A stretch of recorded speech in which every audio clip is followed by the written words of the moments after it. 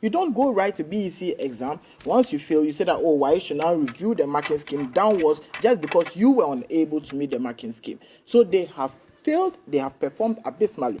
And all of that has to do with their own recklessness. Now, let's even come to some of the most important things we thought, especially in the NDC, thought they would have held on to, most especially capital expenditure and targeting the contractors within this economy, because you see, once you spend towards that area, then it helps the economy to expand. There's money in the system.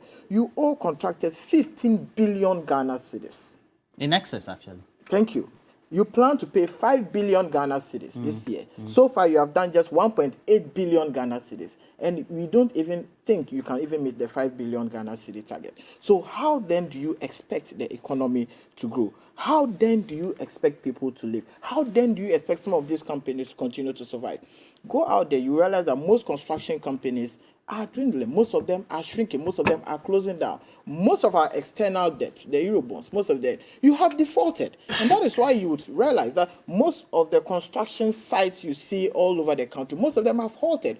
Go to the interchange around Teshinungwa, construction or works have stopped. Most of the construction sites you see all over this country have halted because you have defaulted in the payment. And that is what is accounting for that relative artificial stability of the currency. Then you come back and tell us that, oh, we've been able to sustain or been able to maintain the stability of the currency. But that in itself is very, very artificial. You do not owe people and not pay and expect that at the end of the day we would applaud you. Once you owe people, you must pay. If you are even a businessman and you owe people and you do not pay, yet you are living a lavish lifestyle, or your company is doing well, you expect us to applaud you that you owe so much, you are not paying the people you owe, yet your business is doing well. Your business cannot they do said well. they did cut taxes. And if you make a reference to the budget in November, for which of course we have a review now, for example, we're not going to have new vehicles being bought.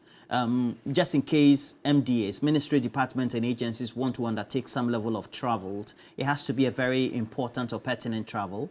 If you want to undertake conferences, etc., you do it in-house instead of going to have a rental outside, etc. So we're told those are some of the key expenditure cuts. Roland, read that same budget. You will realize that they have increased goods and services from 4.1 billion to 4.7. So how then do you expect us to believe this story coming from the NPP?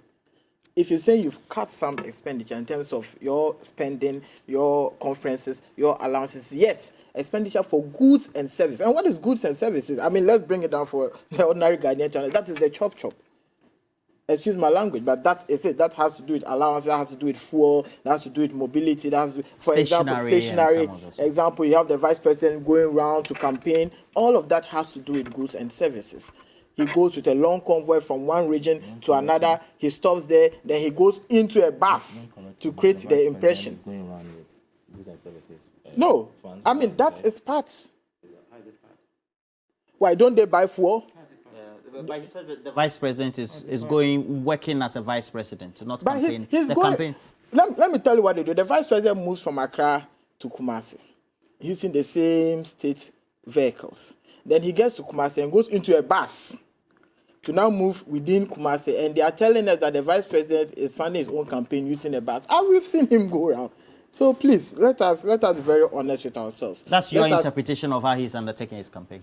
That is how he's undertaking. We all see how he's undertaking his campaign. Okay. So that is no secret. So if the finance minister comes around and tells us that they are turning the corner, or what was the phrase he used? They are turning the corner.